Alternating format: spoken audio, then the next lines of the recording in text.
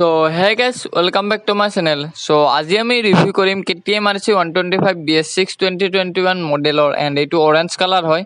So আহক আমি বাইকখনত চাও কি আছে. So let's start the video.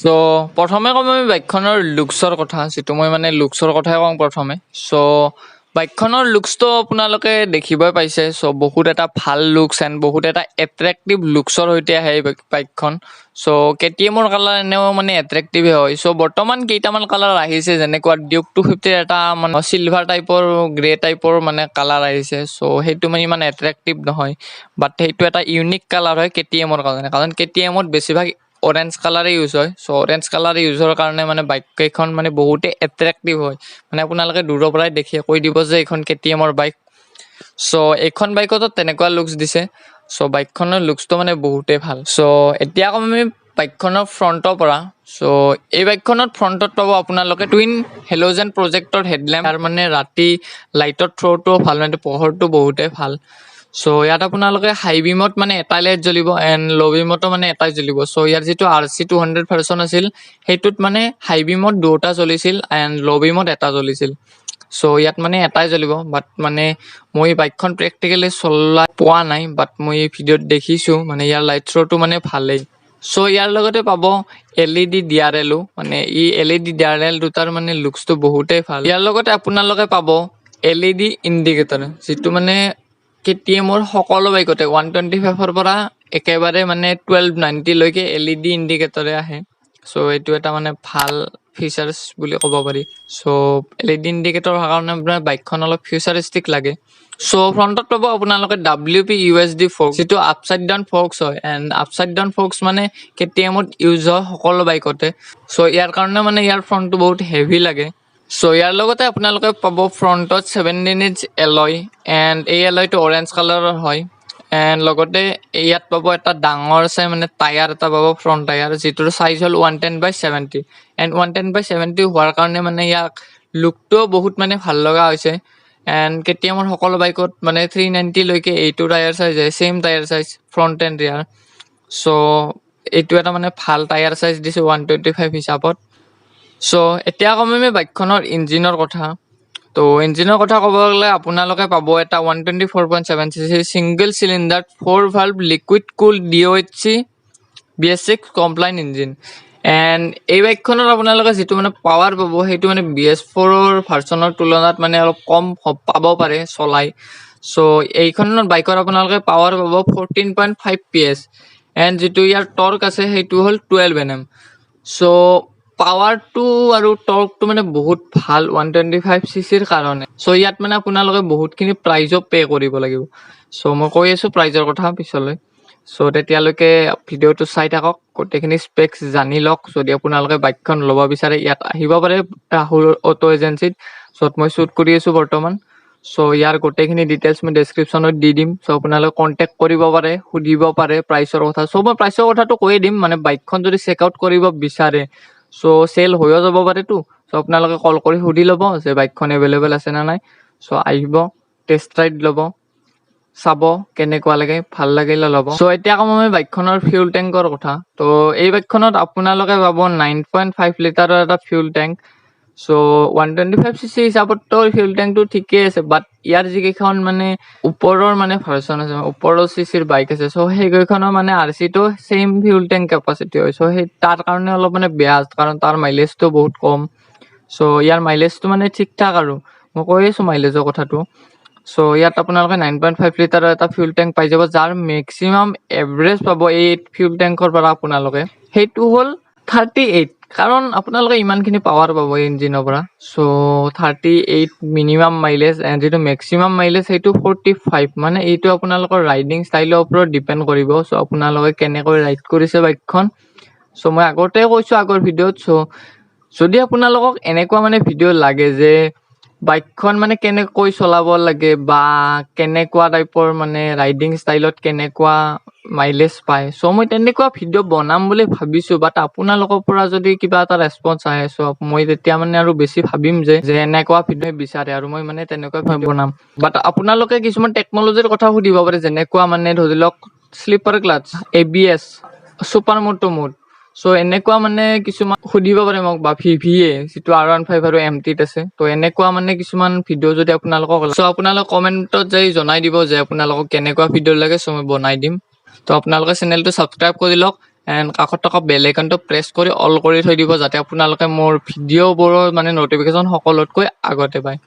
চ' এই বাইকখনৰ মানে যিটো ব্ৰেকিং পাৰফৰ্মেঞ্চ আছে সেইটো মানে আপোনালোকে ছিংগল চেনেল ABS পাই যাব। এণ্ড ইয়াৰ ফ্ৰণ্টত যিটো ডিস্ক আছে সেই ডিস্কখনৰ চাইজ হ'ল 300 mm এণ্ড ইয়াৰ লগত আপোনালোকে ABS ৰিঙো পাই যাব। এণ্ড পিছতো এটা ৰিং আছে, বাট সেইটো ABS-ৰ ৰিং নহয়, সেইটো RLP চেঞ্চাৰ হয়। RLPৰ ফুল ফৰ্মটো হ'ল ৰিয়াৰ wheel lift of protection, RLP। চ' এইটো হ'ল ইয়াৰ RLPৰ ফুল ফৰ্ম।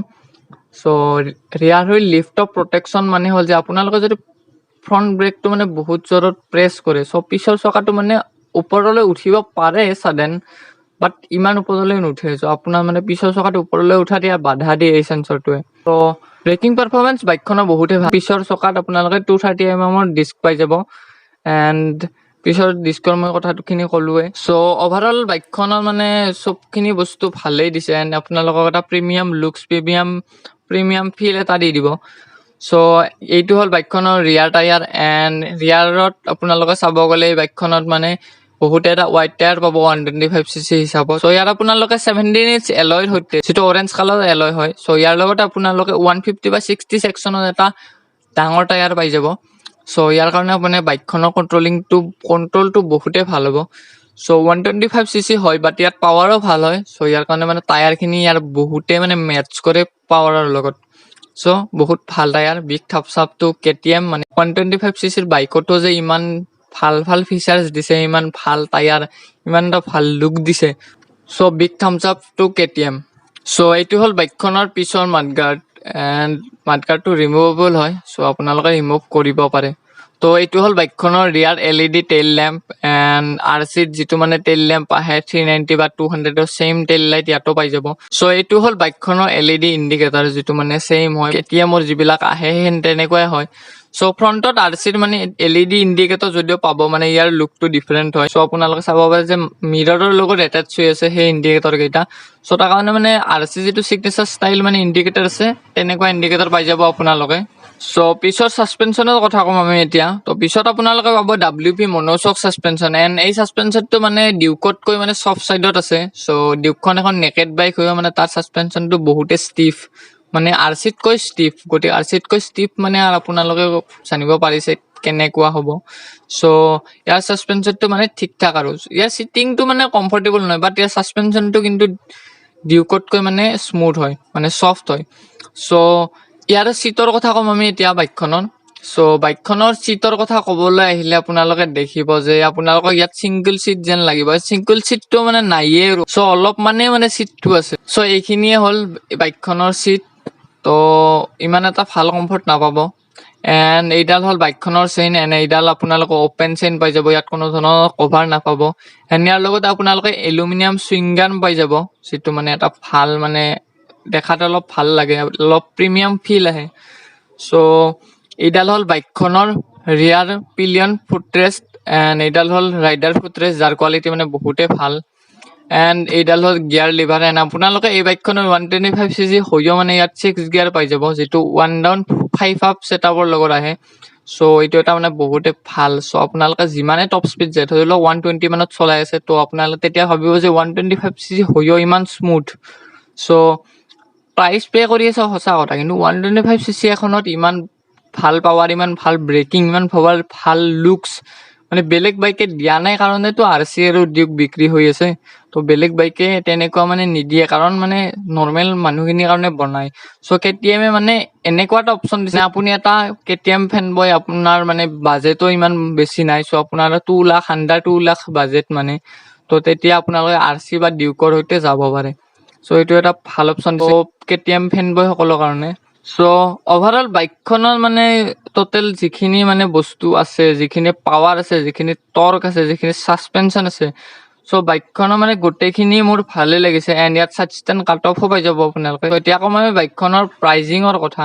চ' গাইজ এই বাইকখনৰ যিটো এক্স-শ্ব'ৰুম প্ৰাইচ সেইটো হ'ল 1,73,000 এণ্ড ইয়াৰ প্ৰাইচটো মানে বহুতে হাই হয়। চ' ইয়াৰ যিটো অন ৰোড প্ৰাইচ সেইটো হ'ল 1,87,000 এৰাউণ্ড। প্ৰাইচটো মানে বেছি লাগিছে। চ' 125cc হিচাপত মানে ইমান প্ৰাইচ পে' কৰিব নোৱাৰি। যদি এইখন বাইক মানে 1,50,000ৰ ভিতৰত লঞ্চ কৰিলে হয়, চ' ইয়াৰ চেল মানে আৰু মানে অলপ বেছি হ'ল হয়। চ' ইয়াৰ মানে প্ৰাইচটো বহুতে হাই। চ' ইয়াত আপোনালোকে বহুত ভাল ভাল অপশ্যন পাই যাব, যিটো মানে RS200, R15 V3 মানে বহুত ভাল ভাল অপশ্যন আছে। চ' NS200 মানে NS200 মই এইকাৰণে কোৱা নাছিলোঁ যে এইখন এখন নেকেড বাইক হয়। চ' আপোনালোকে যদি ফেয়াৰিং বাইক ল'ব বিচাৰে, চ' KTM RC নলয় যদি আপোনালোকে R15 V3 বা RC200 লয়, চ' আপোনালোকে মানে বহুত এটা ভাল পাৱাৰ, বহুত ভাল পাৰফৰ্মেঞ্চ এণ্ড মাইলেজো বেছি পাই যাব। চ' R15 যদি লয় আপোনালোকে, R15ত আপোনালোকে 45 to 55লৈ মাইলেজ পাব, যিখন BS6 আহিছে। চ' এইখনত মানে মেক্সিমাম 45 টাচ কৰিব মাইলেজ। তো ইয়াতকৈ মানে বেছি নাপায়, কাৰণ এটা বহুত সৰু CC ইঞ্জিন, ইয়াত আপোনালোকে বহুত পাৱাৰ দি দিছে। চ' মাইলেজটো অভিয়াছলি কমিবই। তো আপোনালোকক পাৱাৰ লাগিলে মাইলেজটো কম্প্ৰমাইজ কৰিবই লাগিব। অভাৰঅল বাইকখনৰ fit and finish build quality বহুতেই ভাল, মানে হাই এণ্ড এখন আপোনালোকে বহুত বেছি চিচিৰ বাইক এখন চলাই থকা যেন ফিল হ'ব। চ' আজিৰ ভিডিঅ'ত এইখিনিয়ে।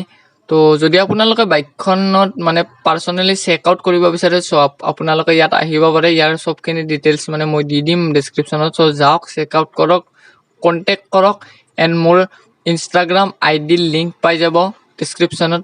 যাওক, ফ'ল' কৰক এণ্ড আপোনালোকে যদি কিবা বাইক ৰিলেটেড কুৱেশ্যন আছে, চ' মোক সুধিব পাৰে, মই লগে লগে ৰিপ্লাই দি দিম। চ' আজিৰ ভিডিঅ'ত এইখিনিয়ে। যদি ভিডিঅ'টো চাই হেল্পফুল হৈছে আপোনালোকৰ কাৰণে, বা ভিডিঅ'টোৰ জৰিয়তে আপোনালোকে কিবা নজনা কথা জানিছে এই বাইকখনৰ বিষয়ে, তো ভিডিঅ'টো লাইক কৰক, চেনেলটো ছাবস্ক্ৰাইব কৰক, লগতে বেল আইকনটো প্ৰেছ কৰি অল কৰি দিব, যাতে আপোনালোকে মোৰ সকলো ভিডিঅ'ৰ নটিফিকেশ্যন সকলোতকৈ আগতে পায়। চ' মই মনজিত আপোনালোকক আকৌ লগ পাম এনেকুৱা এটি বাইক ৰিলেটেড ভিডিঅ'ৰ লগত। তেতিয়ালৈকে বাই বাই।